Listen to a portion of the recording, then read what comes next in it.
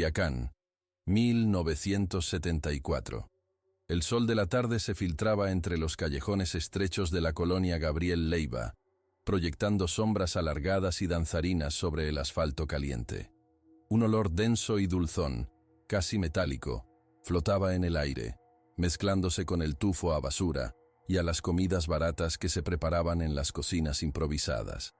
Era un aroma que, para los habitantes de la zona, ya se había vuelto familiar en las últimas semanas, pero que esa tarde, inexplicablemente, se sentía más pesado, más opresivo. Fue el señor Ramón, un viejo bodeguero con el olfato curtido por décadas de trabajar entre granos y especias, quien finalmente alertó a los policías del sector.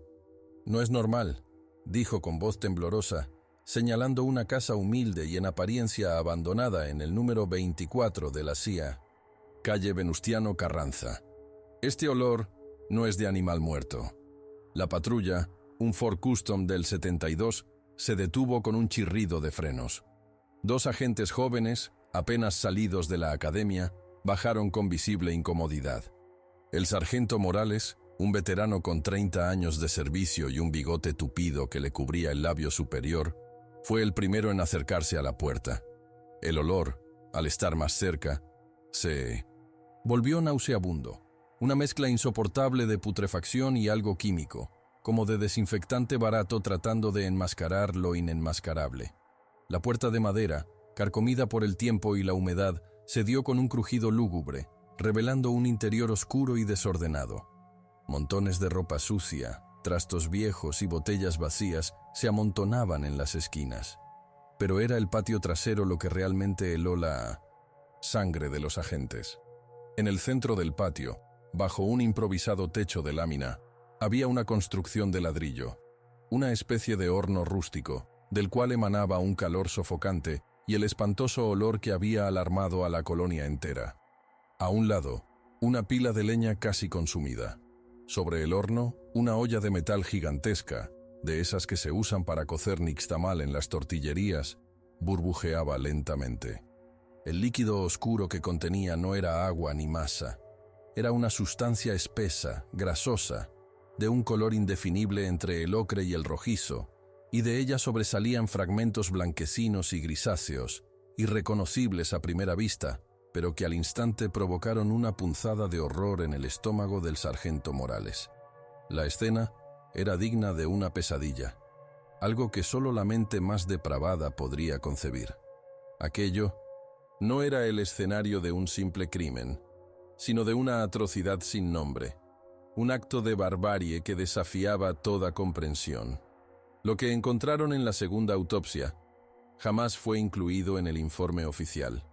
Antes de seguir, si usted está escuchando esta historia, me gustaría que me dijera en los comentarios desde qué lugar de México o del mundo nos escucha, y si aún no lo ha hecho, suscríbase al canal para que no se pierda los próximos casos. El sargento Eduardo Morales, con sus 58 años a cuestas y una carrera que lo había llevado desde las calles polvorientas de Tijuana hasta los intrincados laberintos de la burocracia policial en la Ciudad de México, antes de ser reasignado a Culiacán, era un hombre que lo había visto casi todo.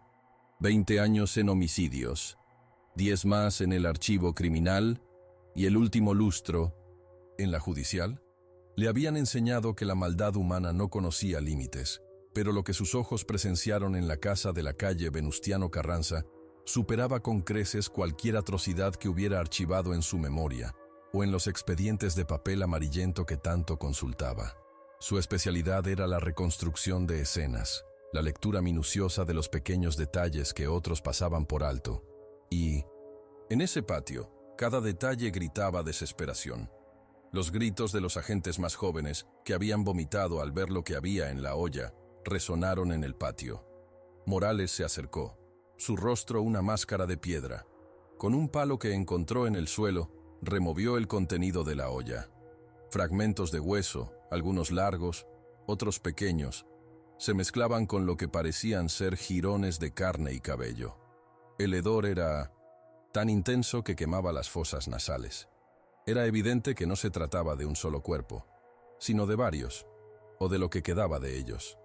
La escena era metódica, calculada, y eso la hacía aún más perturbadora. Alguien había estado cocinando allí, y no precisamente para alimentar a una familia. Minutos después, la casa se llenó de personal de la Procuraduría. El doctor Ramiro Beltrán, médico forense del Estado, un hombre delgado y de lentes gruesos, llegó con su equipo. Su rostro, habitualmente impasible ante la muerte, palideció al asomarse a la olla. «Sargento», dijo con voz ronca, esto es trabajo para los antropólogos, no para mí». La tarea de extraer los restos fue macabra. Con pinzas y coladores, sacaron lo que pudieron de aquel caldo infernal. Se contabilizaron, de forma preliminar, fragmentos que podían corresponder a no menos de 3 individuos, posiblemente mujeres jóvenes, a juzgar por el tamaño de los huesos largos y la finura de los cráneos parciales que se lograron recuperar. Los huesos presentaban un grado de disolución y blanqueamiento que indicaba un proceso prolongado de cocción en una sustancia corrosiva, probablemente ácido o algún tipo de sosa cáustica. Mientras tanto, en el interior de la casa, los peritos encontraron más evidencias escalofriantes. En una mesa de la cocina había una cuchara grande de metal, de esas que se usan en las fondas, con restos secos de la misma sustancia viscosa. En un rincón, un saco de cal viva y varias botellas de lo que parecía ser ácido muriático. La casa no tenía muebles, excepto un colchón sucio en una habitación y una pequeña mesa con una silla. En un cajón de esa mesa, un hallazgo llamó la atención de un perito, un pequeño cuaderno de espiral, con algunas páginas arrancadas y otras garabateadas con números y lo que parecían ser iniciales. No había nombres completos, solo letras sueltas y fechas. La letra era infantil, casi ilegible, pero los números parecían ser montos de dinero. El sargento Morales tomó el cuaderno con guantes, sintiendo el peso de la atrocidad en sus manos. En el fondo, sabía que estaban ante algo monstruoso. La investigación preliminar arrojó un nombre. El propietario de la vivienda era un hombre conocido en la colonia como El Flaco, un tipo solitario que trabajaba en un rastro clandestino en las afueras. Nadie sabía mucho de él, salvo que era callado, de mirada huidiza, y que a veces traía a casa a jovencitas que no eran del barrio. Las primeras declaraciones de los vecinos eran vagas, llenas de miedo y desconfianza, pero una constante emergía. Las muchachas que entraban, rara vez se las volvía a ver salir. La policía había recibido reportes de desapariciones en la zona en los últimos meses. 3 jóvenes, todas menores de 20 años, todas de extracción humilde. Ahora, el macabro descubrimiento en la olla del pozolero Flaco comenzaba a unir los puntos de una historia que sería mucho más larga y aterradora de lo que cualquiera de ellos podía imaginar. En ese momento, ninguno de ellos sabía que el sótano guardaba algo aún peor. La noticia del hallazgo en la calle Venustiano Carranza corrió como pólvora, no solo por la Gabriel Leiva, sino por todo Culiacán. Los periódicos locales, con titulares sensacionalistas, hablaban del pozolero Flaco y de sus horripilantes actos. La presión mediática era inmensa, y el sargento Morales, acostumbrado a la discreción de los expedientes, se vio de pronto en el ojo del huracán. Su oficina en la jefatura, normalmente un refugio de silencio y papel viejo, se convirtió en un ir y venir de reporteros y curiosos, ansiosos por cada detalle escabroso. Morales, sin embargo, mantenía su enfoque en la investigación, sabiendo que el circo mediático era solo una distracción del verdadero horror que se ocultaba tras las paredes de aquella casa. La primera tarea fue identificar a las víctimas. Los fragmentos óseos, a pesar de su estado, fueron enviados a la capital para un análisis más exhaustivo, buscando cualquier rasgo que pudiera distinguirlos. El doctor Beltrán, con el apoyo de un antropólogo forense de la Universidad Nacional Autónoma de México, el doctor Ernesto Robles, un hombre joven pero brillante, inició el arduo proceso de reconstrucción. La tarea era titánica: identificar patrones de fractura, marcas de herramientas y cualquier indicio que revelara la identidad y la causa de muerte antes de la disolución. Mientras tanto, El sargento Morales se sumergía en los archivos de personas desaparecidas, buscando coincidencias con las descripciones que, muy a regañadientes, los vecinos habían proporcionado sobre las jóvenes que visitaban al flaco. Las primeras extrañezas no tardaron en aparecer. Los reportes de desaparición de las 3 jóvenes, María Elena, de 17 años, Lucía, de 19, y Carmen, de 16, presentaban inconsistencias. En el caso de María Elena, su madre había reportado su ausencia a las pocas horas, pero el agente de turno en la delegación había minimizado el hecho, atribuyéndolo a una fuga de casa común en adolescentes. El reporte de Lucía, en cambio, había sido archivado sin mayor investigación, tras una supuesta llamada anónima que aseguraba que la joven se había ido con un novio a Guadalajara. Carmen, la más joven, simplemente no existía en los registros de desapariciones formales. Su familia, recién llegada de una zona rural, no sabía cómo o dónde reportarla, y los 100 rumores de su ausencia se habían diluido en la indiferencia. Era como si el sistema mismo estuviera diseñado para olvidar a las más vulnerables. Morales, con su experiencia, notó que en los expedientes de las 2 jóvenes que sí habían sido reportadas, faltaban algunas hojas, específicamente aquellas que detallaban las últimas personas que las habían visto. Los datos de contacto del pozolero flaco, si alguna vez estuvieron, habían desaparecido. La letra del cuaderno encontrado en la casa, esa escritura infantil y desordenada, empezó a cobrar un nuevo matiz cuando se comparó con algunas notas escolares que la familia de María Elena pudo proporcionar. No era la misma letra, pero la forma de agrupar los números y las iniciales guardaba una inquietante similitud con un patrón que el sargento había visto en casos de extorsión. Menor a estudiantes. El cuaderno, lejos de ser un simple registro, podría ser una macabra contabilidad. La investigación escaló. Morales regresó a la colonia Gabriel Leiva, esta vez con una orden de cateo ampliada. Su objetivo, desentrañar la vida de El Flaco. Su nombre real era Jacinto Peralta, un hombre de 42 años, sin antecedentes penales, pero con un historial laboral irregular, saltando de empleo en empleo. Su última ocupación conocida era, en efecto, en un rastro clandestino de cerdos en las afueras de la ciudad, un lugar donde la higiene y la legalidad eran conceptos ajenos. Allí, los compañeros de trabajo lo describieron como un individuo silencioso, casi invisible, que realizaba las tareas más desagradables sin quejarse. Nunca socializaba, y su única posesión de valor parecía ser una vieja camioneta Ford F100, modelo 68, que usaba para transportar los animales. El doctor Robles, el antropólogo, llegó a Culiacán con un equipo portátil de análisis. Su presencia era un bálsamo para Morales, quien sentía la presión de la Procuraduría para cerrar el caso rápidamente. El joven doctor, con su meticulosidad casi obsesiva, comenzó a examinar los restos. Reveló que los huesos no solo habían sido hervidos en una solución corrosiva, sino que presentaban marcas de corte y raspado, consistentes con herramientas de carnicería. «Sargento», dijo Robles, sus lentes empañados por el vapor de los químicos y el esfuerzo, no solo las disolvió, las desmembró, y lo hizo con una precisión escalofriante. La revelación fue como un golpe en el estómago. Peralta no solo era un asesino, sino un desollador experto, alguien con conocimiento anatómico adquirido, posiblemente, en su trabajo en el rastro. Los rastros de sangre, apenas visibles en las paredes y el suelo de la casa, fueron analizados con luminol.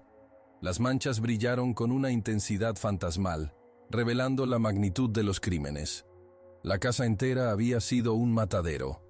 En el patio, bajo la tierra removida cerca del horno, los peritos encontraron un segundo pozo, más pequeño y cubierto con una losa de concreto. Al destaparlo, el hedor se volvió insoportable, un olor aún más putrefacto que el de la olla. Dentro, envueltos en bolsas de plástico negro y cubiertos con cal, yacían más restos humanos, en un estado de descomposición avanzado, pero sin haber pasado por el proceso de cocción. Eran al menos 2 cuerpos más. La escala del horror se multiplicaba.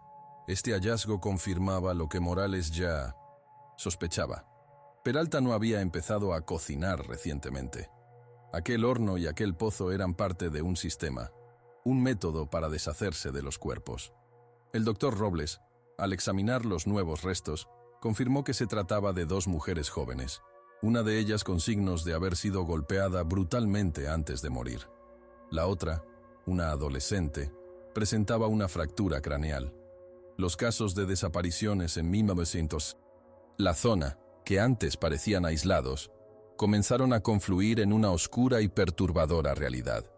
Morales recordó viejos expedientes de la década de los 60, casos de mujeres extraviadas que nunca se resolvieron, y una punzada de preocupación le recorrió la espalda. No era un caso aislado, eran decenas, quizás cientos, y todos conectados de una manera que nadie quiso admitir. Si esta investigación le parece importante, le pido que deje un me gusta y comparta este video. Eso nos ayuda a seguir contando lo que muchos prefieren ocultar. Morales, con una nueva urgencia, se dirigió al archivo municipal. Días enteros los pasó entre estantes polvorientos, consultando periódicos antiguos y registros parroquiales. Buscaba patrones, nombres, cualquier cosa que conectara el rastro clandestino de Peralta con desapariciones previas. Descubrió que el rastro había operado bajo diferentes nombres a lo largo de los años, pero siempre en la misma ubicación. Y, curiosamente, siempre se mencionaban accidentes o desapariciones de trabajadores jóvenes, especialmente mujeres, que laboraban en condiciones precarias. Encontró una nota de prensa de 1968 que hablaba de una joven empacadora que se había fugado con un camionero, pero el sargento recordaba de su época en la capital que ese tipo de historias solían ser encubrimientos. Un viejo archivista, don Genaro, un hombre de 70 años con una memoria prodigiosa para los detalles, le confió un secreto a Morales. «Sargento, ese rastro siempre ha sido un lugar oscuro. Mi padre trabajó ahí de joven y contaba historias de las muchachas que se perdían. Decía que el dueño de 1900 entonces, un tal señor Ledesma, era un hombre muy influyente, con conexiones en la policía y en el ayuntamiento. Si una joven se quejaba de algo, o si un trabajador desaparecía, nadie preguntaba. La revelación heló la sangre de Morales.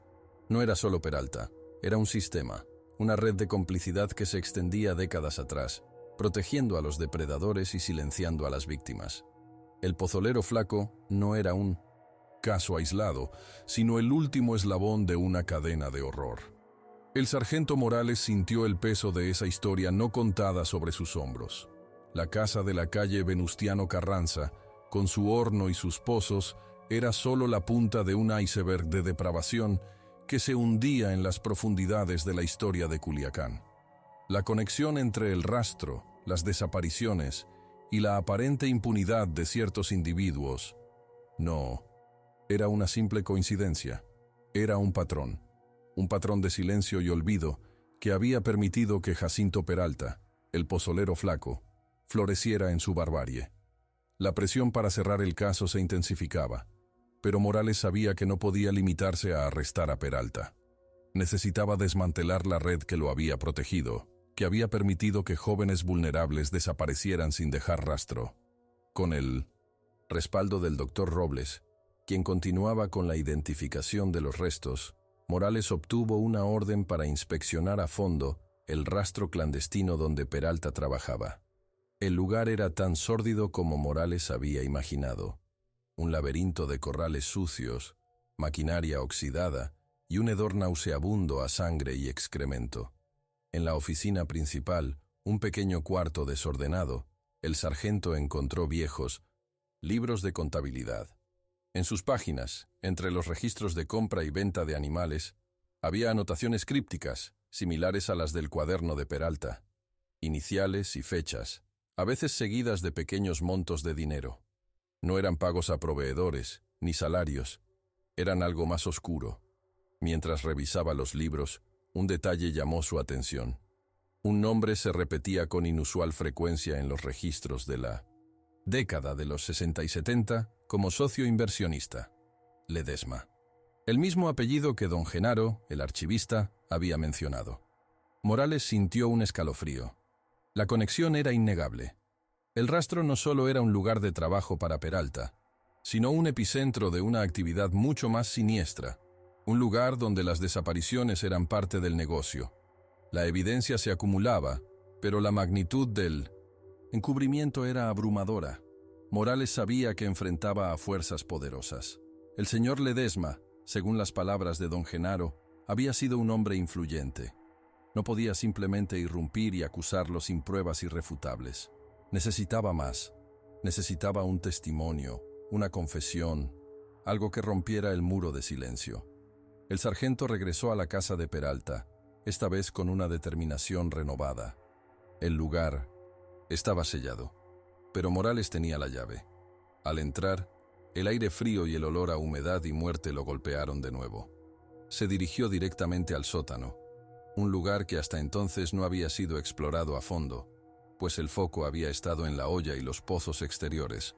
El sótano era oscuro y claustrofóbico, apenas iluminado por una bombilla desnuda que Morales había instalado. Las paredes de concreto estaban desnudas, pero al pasar la mano por una de ellas, el sargento sintió una textura extraña. Con su linterna, iluminó la superficie. Había marcas, arañazos profundos, como si alguien hubiera intentado escapar con desesperación. Y más abajo, casi al nivel del suelo, grabadas con un objeto punzante, había una serie de iniciales y fechas, algunas de ellas coincidentes con las del cuaderno de Peralta, pero otras, mucho más antiguas, que se remontaban a la década de los 60. No eran solo las víctimas de Peralta, eran las víctimas de Ledesma y de cualquiera que hubiera operado en ese rastro. En un rincón del sótano, oculto bajo una pila de sacos viejos, Morales encontró una caja de madera. Al abrirla, el contenido le heló la sangre. Había fotografías Polaroid, descoloridas por el tiempo, de jóvenes mujeres, algunas de ellas con los ojos vendados, otras con expresiones de terror. Entre las fotos, había recortes de periódicos amarillentos, reportes de mujeres extraviadas de los años 60 y 70, con las mismas iniciales garabateadas en los márgenes. Y lo más perturbador, una agenda de cuero, vieja y desgastada, con entradas manuscritas que detallaban entregas y servicios a una lista de nombres prominentes de Culiacán, junto con los montos pagados. El horror no era solo la cocción de cuerpos, era una red de depravación y tráfico de personas, con el rastro como fachada y la casa de Peralta como el matadero final. La revelación fue un golpe devastador. Morales se dio cuenta de que Peralta no era solo un monstruo solitario, sino un engranaje en una máquina de horror bien aceitada. Las víctimas eran muchachas jóvenes, de familias humildes, que buscaban trabajo o una oportunidad, y que terminaban siendo traficadas y asesinadas. La agenda era la prueba irrefutable de la complicidad institucional, de los nombres de aquellos que se beneficiaban de esta crueldad. El sargento sintió una mezcla de rabia e impotencia. Si intentaba exponer esto, se enfrentaría a una guerra que podría costarle la vida. En un momento de desesperación, Morales consideró sus opciones. Podía presentar la agenda a sus superiores, sabiendo que lo más probable era que el caso fuera encubierto, que la agenda desapareciera y que él mismo fuera silenciado o peor. O podía filtrar la información a la prensa, arriesgándose a una confrontación directa con los poderosos, pero con la esperanza de que la luz pública forzara una investigación real. Decidió una tercera vía, más arriesgada, pero que le daba una mínima posibilidad de justicia. Hizo copias de cada página de la agenda, de cada fotografía, y las guardó en un lugar seguro, lejos de la jefatura, en una caja fuerte en casa de su hermana en Guadalajara. Luego, con la agenda original en mano, se dirigió a la oficina del Procurador General del Estado, un hombre de 50 y tantos años, de semblante severo y reputación intachable. La confrontación fue tensa. Morales presentó las pruebas, la agenda, las fotos, los recortes de periódicos, el informe preliminar del doctor Robles.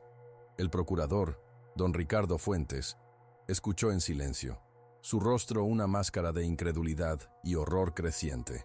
Al final, con un suspiro profundo, le dijo a Morales: «Sargento, usted ha destapado una cloaca, pero le advierto, hay tiburones en esas aguas. No podemos ir contra todos. Ellos de golpe. Necesitamos una estrategia». La resolución oficial fue la esperada. Jacinto Peralta, el pozolero flaco, fue capturado días después en un pueblo cercano, intentando huir a la frontera. Fue juzgado y condenado a la pena máxima, convirtiéndose en el chivo expiatorio perfecto. Se cerró el rastro clandestino y se hicieron algunas detenciones menores de individuos relacionados con el tráfico de personas. Pero los nombres más grandes de la agenda nunca fueron tocados. La verdad completa, la red de complicidad, quedó enterrada. Años después, en 1987, el sargento Morales se retiró de la policía judicial. Su salud se había deteriorado y la carga de los horrores que había presenciado le había cobrado un alto precio. Se mudó a un pequeño rancho en las afueras de Morelia, donde pasaba sus días cultivando un huerto y leyendo. Nunca habló del caso del pozolero flaco en público, pero en privado, a su hermana, le confesó que la agenda de Ledesma seguía guardada, esperando el momento adecuado para salir a la luz. La casa de la calle Venustiano Carranza fue demolida y en su lugar se construyó un pequeño parque infantil, pero los vecinos más viejos aún contaban historias de un olor extraño que a veces se sentía en las noches y de sombras que se movían entre los juegos. El rastro fue convertido en una empacadora de carne moderna, limpia y reluciente, pero los rumores de las muchachas que se perdían persistían en los susurros de los trabajadores. Y si usted llegó hasta aquí, es porque estas historias le importan. Suscríbase, deje su comentario y dígame, ¿cree que algo así sigue ocurriendo hoy en silencio? El sargento IA. Morales falleció en 1989, llevándose consigo la esperanza de una justicia completa, pero dejando un legado de verdad oculta que aún espera su momento para resurgir de las sombras.